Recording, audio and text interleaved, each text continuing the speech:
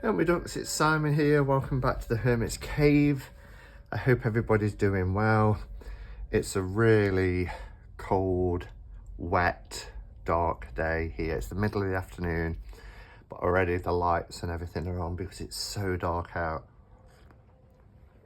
The rain is bashing against the window and it's windy too, so there might be a little bit of background noise. But I'm here today because I want to take a look at the Tarot of Curious Creatures. This is the latest deck by Chris Ann, who is the creator behind the Lightseers Tarot, which is a very popular tarot deck, and also the Muse Tarot. Now, both of these are the mass produced by Hay House.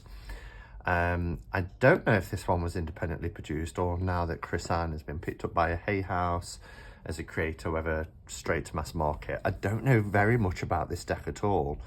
I haven't seen a full walkthrough. I've only seen the odd card and I was in two minds about it.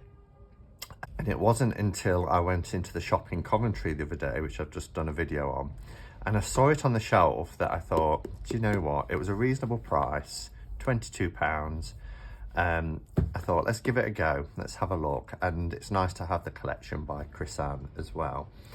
Okay, so looking at the style, it looks like they're all pretty much standard kind of Hay House boxes, the two-part box with the cutaway part. So what I do like about Hay House at the moment is their card stock. They've got really nice card stock for their deck, so I'm enjoying that. So let's break the seal, he says. There we go. Let's just get that under there to flip it open. There we go. Okay, so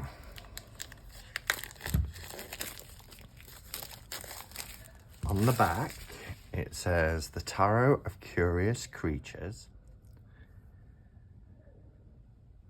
So on the back it says the Tarot of Curious Creatures, with their illuminating conversations and grounded wisdom, the curious and quirky characters in this 78+1 card deck and guidebook are a strangely familiar twist on the traditional tarot. Journey with these friendly creatures to the center of your truth and allow them to guide you toward the unfolding of your intuitive knowing. So, yeah, that sounds interesting. I know quite a few people don't like the anthropomorphic kind of decks.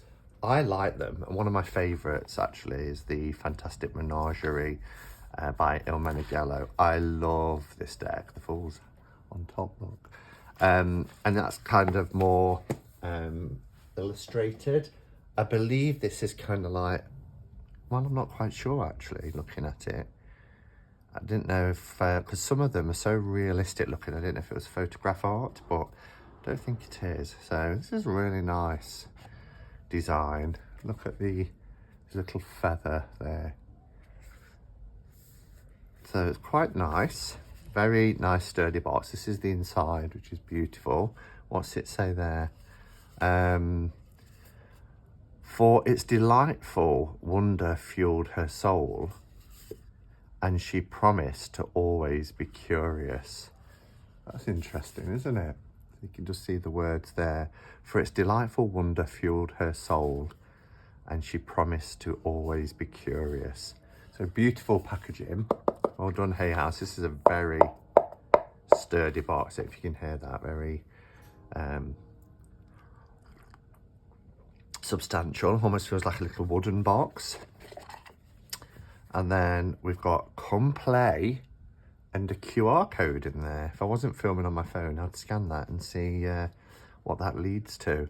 And this beautiful peacock feather design on the inside. So packaging is really nice.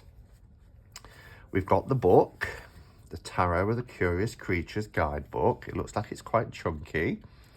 How many pages are we getting? 163. Yeah, 163.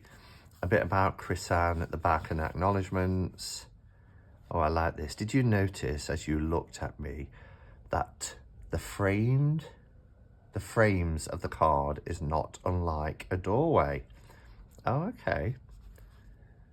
So there's lots of little bits in here. So let's see what we get in the guidebook. Other card decks is the Light Seers, the Muse Tower, the Sacred Creators Oracle is a deck that I've got as well. So yeah, this is her fourth deck, her third tarot deck, but her fourth deck. For my favourite teachers, Angus, Scruffy, Sadie, Lexi, Darby, Skipper and Hammy, your tales will never be forgotten. I like that. So obviously her kind of pets, her former pets. So meet your curious guide, that's interesting. Readings with these curious cards, pathworking with your curious guides. Again, like it says about the gateways. And then we've got heads or tails, card spreads, and then the majorly curious messages and the minorly curious messages. So I just want to read this little bit, and there will be a timestamp below if you want to get straight to the flip through and to see the cards. And she promised to always be curious. Welcome to the world of the curious creatures, peculiar guides and unfamiliar familiars. Unfamiliar familiars, I love that. Your journey with this deck will be an unusual and fantastical one, and I'm just so excited to meet you. But before we begin, please go ahead and grab your deck so that you can see me clearly. Yep, me, the curious guide narrating this section of the guidebook. The steps to get started are easy. Hold your deck in your hand, tell me your name, shuffle the curious creatures if you prefer. If you prefer us in random order, then place us down gently, face up please. You're going to have to see our faces. Now take a peek at all of us and decide who I am. Not quite sure I understand that. I would understand it if you was picking one as like a guide, but if you're laying them all down, shuffle the curious creatures if you prefer us in random order, then place us all down gently, face up. You're going to have to see our faces. Now take a peek at all of us and decide who I am. I suppose it's saying look at each card and find one. Without reading our official book meanings, look closely at each and every one of us, at our noses, our ears. Oh, so it's talking to you about reading the cards intuitively without relying on a guidebook. Okay. Did you pick your curious guide? Splendid. I'm so delighted you picked me. I was fretting there for a moment. This is quite fun.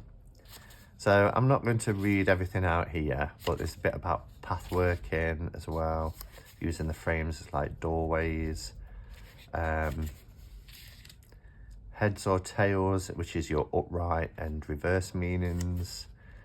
Some choose uprights and some choose reverses as well. And then we've got a section on card spreads. And then we go into the cards. So the information you get, you don't get any images, but you've got your heads, which is your upright. There's a little quote here. And then your tails, your reverse. And then a little bit about the card. And then pup conversations. Because that must be a dog on the Fool card. It is, it's a little pup stepping off the edge of the cliff. So you then have a conversation with them. Oh, the cards feel brilliant. Like you've got polar bear conversations. So it's quite a nice little book. I'm looking forward to digging in with that. Let's take a look at the cards.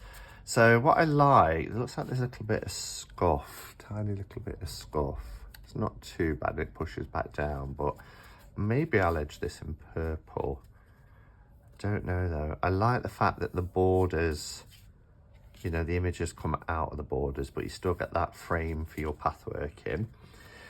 What I like about Chris-Anne decks is there is a similarity with the backs. You have this kind of diamond shape design. It's even the same with the Oracle decks as well. You see this kind of flower patterns on the edges with this diamond shape. So I quite like that because there's a nice style there and a kind of bit of a uniformity with the backs, which connect the decks to the artist. So cardstock is incredible. It's that lovely, do you hear that? Oh, it's even nicer than the Light Sears mass, because it has more of a matte feel. These are beautiful. Like I say, I wasn't sure. It's a nice thick deck. Hay House are doing nice quality decks at the moment. These backs are probably my favourite of all 3 tarot decks. I love the purple and the red together. It's a really nice, rich colour. Cardstock is standard tarot size. Exactly, a standard tarot size. That's like a US Games. Because we say standard tarot size, but they're different between like Lo Scarabeo, Fournier, US Games. But US Games are quite generous with their sizes. So they feel beautiful. Really nice quality. Really nice quality. So what we'll do, we'll have a flip through. I'm also going to try this practice as I'm flipping through of choosing a card that can be my guide as well. So I'll reveal what that is at the end.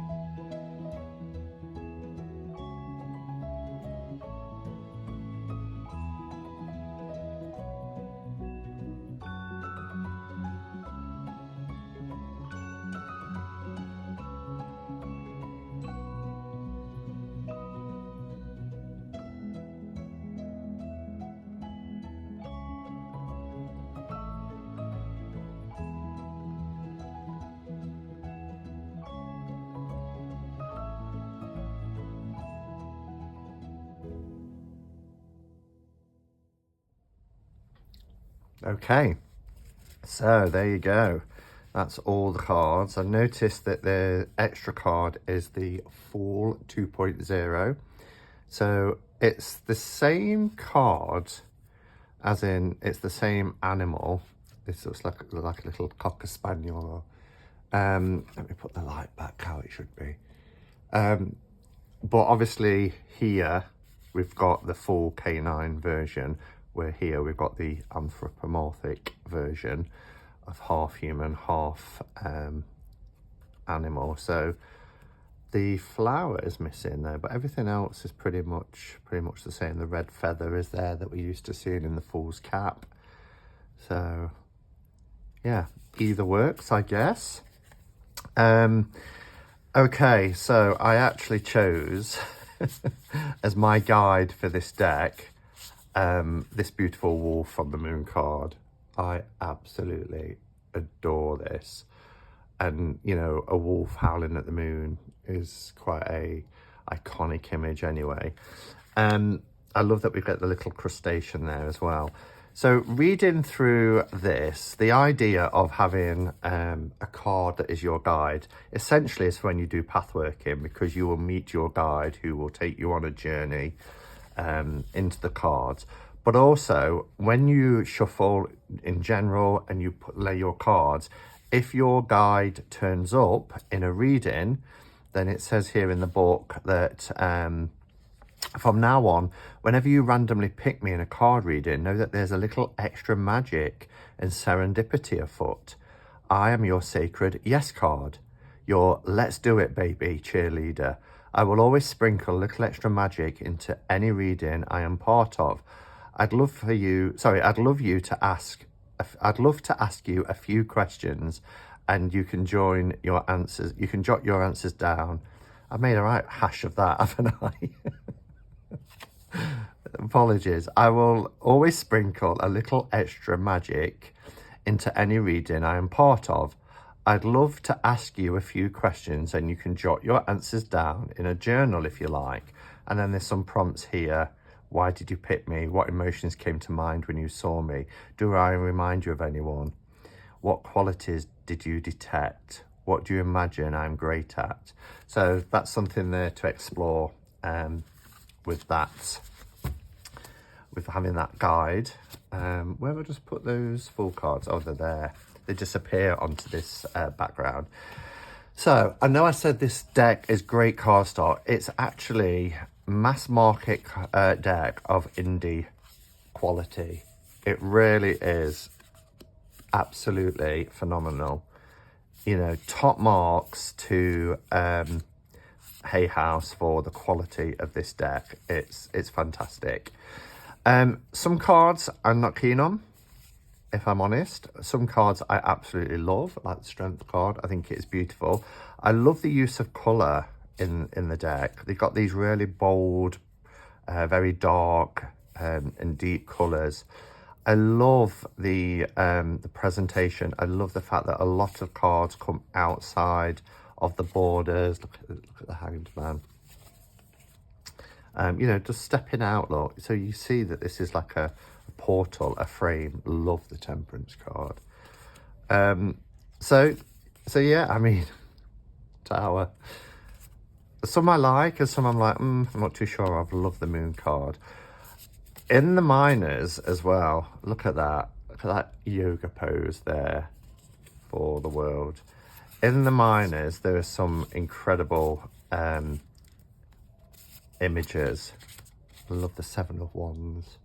This kind of stag. This is very Kermit-like. I love the Ten of Wands. Look at the shadow that's being cast. Little details like that. Queen of Wands is fierce. Love her. The King and Queen of Wands. Look at them. What a pair. What else did I notice? A little bunny for the Four of Cups. Love the elephant in the Six. Look at him, deep in thought. What do I select? It's fun. It's a fun deck. Look how they go outside. The coloured cups go right outside of the image of the card even, not just the inner border. Yeah, it's a fun deck, but I think there's going to be some depth with working with this deck. Look. Oh, there's an owl. The hare. Look at that. I love that card. Tortoise and the hare taking a break. Yeah, it's from the fable. Careful you don't fall asleep. Yeah, I love the Nine of Swords. Just look at that face. Isn't that adorable? Interesting that we've got the endangered bee as the Ten of Swords. The Knight, beautiful. We've got our King and Queen here. And then we switch to this green, earthy green for our earth suit. Little piglet. Love the panda. And the squirrel. He looks very dandy. And like I say, I know this deck isn't going to be for everyone. Some people just don't like that sort of anthropomorphic style, but I do. There's something very Victorian as well about, you know, having animals dressed up. I mean, little Chester, look at him. So, and people who are worried about the flame and Chester, don't be. There is glass separating them. It's perfectly fine. His ears don't come anywhere near, move it, anywhere near the top of the glass, so it's perfectly fine. Worry not. All right, so that was the Tarot of Curious Creatures by Chris Ann. Available now. I think it's, I mean, I'd not seen it before until very recently, so I was quite surprised to even see it on the shelf. It says copyright 2021, so I'm not quite sure how long it's been out now. But in terms of quality, 10 out of 10. Love the backs. I love the majority of the artwork, but I'm really curious to really dive in and read this book, because it looks like a lot of work, as Chris Ann always does with her guidebooks. A lot of work has gone into it. So, all right, everybody, thank you for watching. I'll be back later for a couple of catch-up cards. Until then, go in peace. Namaste, and blessed be.